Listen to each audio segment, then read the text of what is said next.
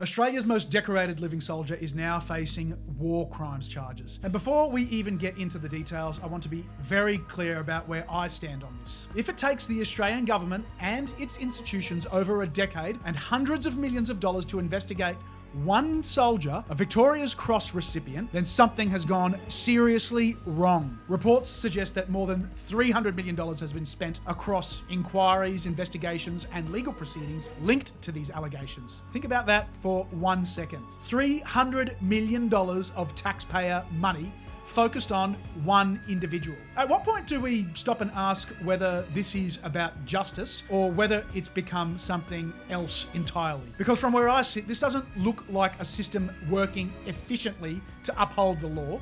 It looks like a system that has become obsessed. And the way a nation treats its most elite soldiers, the people it sends into the most dangerous environments on Earth, says a lot about what that nation actually values. So before we rush to judgment and strip someone of everything they've built, I want to focus not on this current persecution, but what Ben Roberts-Smith accomplished and how he became the war hero that he is. I'm Mel Pikos, and today we're talking tactics.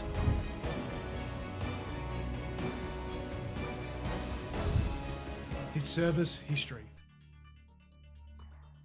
Ben Roberts-Smith joined the Australian Army in 1996. He was posted to the 3rd Battalion Royal Australian Regiment and was deployed twice to East Timor. In 2003, he was later selected for the Special Air Service Regiment, or SASR, one of Australia's most elite military units. Selection into the SASR alone is extremely demanding. Only a small percentage of candidates make it through, and those who do are trained for some of the most complex and high-risk operations the Australian Defence Force undertakes. Once in the SASR, Roberts-Smith deployed multiple times to Afghanistan as part of Operations Valiant, Slate, Slipper, Catalyst, and Slipper 2. These were not routine deployments. This was a counterinsurgency war fought against a decentralized and highly adaptive enemy. Operations often involved small teams operating in remote areas, conducting patrols, raids, and targeted missions against insurgent networks. And the environment itself added another layer of complexity.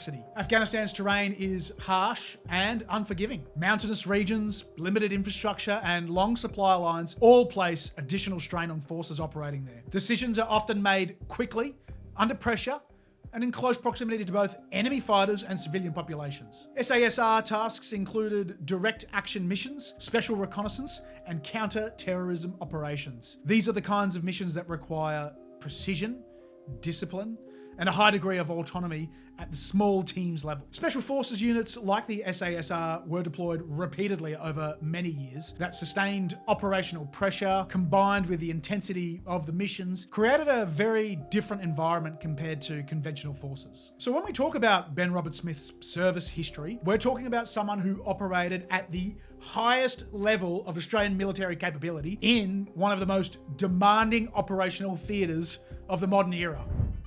Our most decorated living soldier. Ben Roberts-Smith's service in Afghanistan did not just place him in some of the most intense fighting of the war, it also led him to becoming one of the most highly decorated soldiers in modern Australian history. The following passage comes from the Australian War Memorial detailing the operation that BRS took part in, which resulted in him being awarded the Victoria Cross.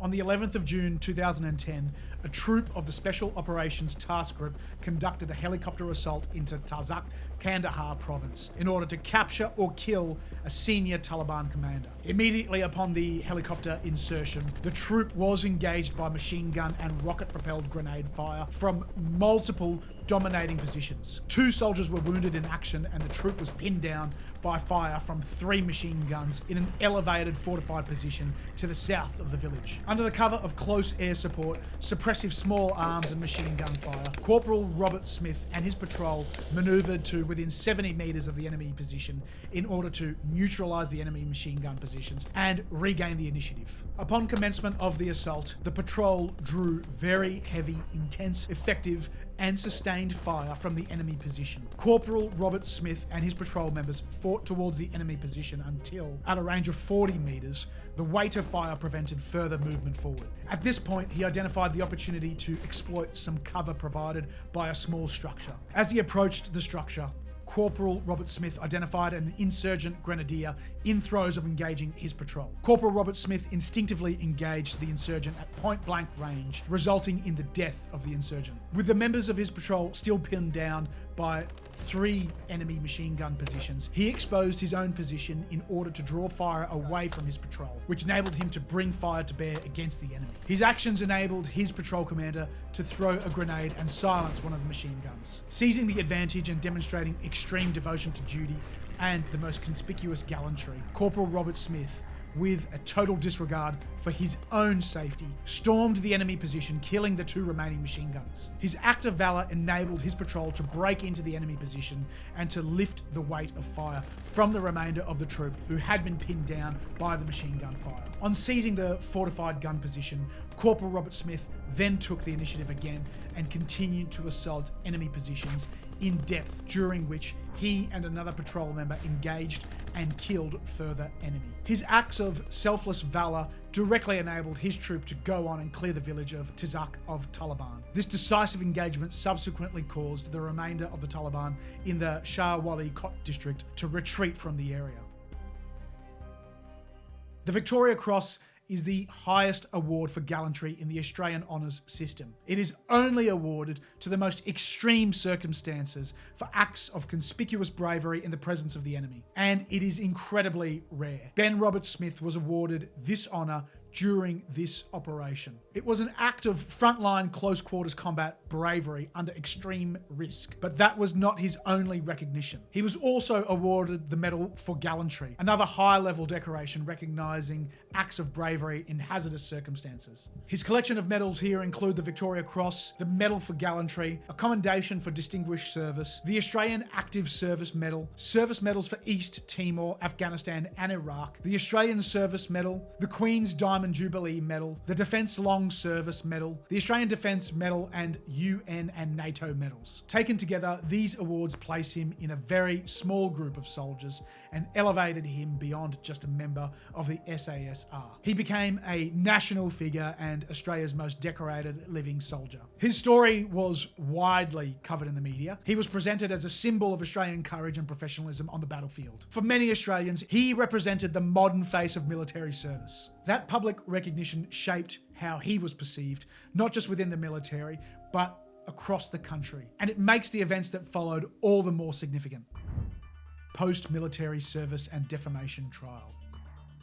After leaving full-time military service, Ben Robert Smith transitioned into civilian life as a high-profile public figure. Given his status as a Victoria Cross recipient, he carried a level of national recognition that very few Australians have. That visibility opened doors in the corporate and media world, and he took on senior roles, including positions within major Australian media organisations. For a time, he remained a symbol of decorated military service. But that began to change as allegations about his conduct in Afghanistan started to emerge in the media. Investigative reporting raised serious claims relating to actions during his deployments. In response, Robert Smith launched defamation proceedings against several media outlets, arguing that the allegations were false and had damaged his reputation. What followed was one of the most significant and closely watched defamation cases in Australian history. The case ran for an extended period, with detailed evidence, witness testimony, and accounts from within the Special Forces community being presented in court. The important distinction in this case was that it was a civil case, not a criminal trial. That means that the standard of proof is different. In a criminal trial, a defendant must be found guilty beyond reasonable doubt. In a civil case, like this defamation case, the court assesses claims on the balance of probabilities. This means that it needs to be found more likely than not. In its judgment, the court found that a number of the key allegations reported by the media were subsequently true to that civil standard. This decision significantly altered Robert Smith's public standing and intensified scrutiny around his military service and the broader conduct of Australian Special Forces in Afghanistan. It also shifted the conversation from media allegations to something more serious. Attention then turned to whether any of these matters would progress into the criminal investigation realm. War crimes, charges, and arrest. Following years of investigation into the conduct of Australian Special Forces in Afghanistan, Ben Roberts-Smith has now been arrested and charged for 5 counts of war crimes of murder. These charges relate to incidents said to have occurred during his deployments in Afghanistan. At this stage, it's important to be very clear.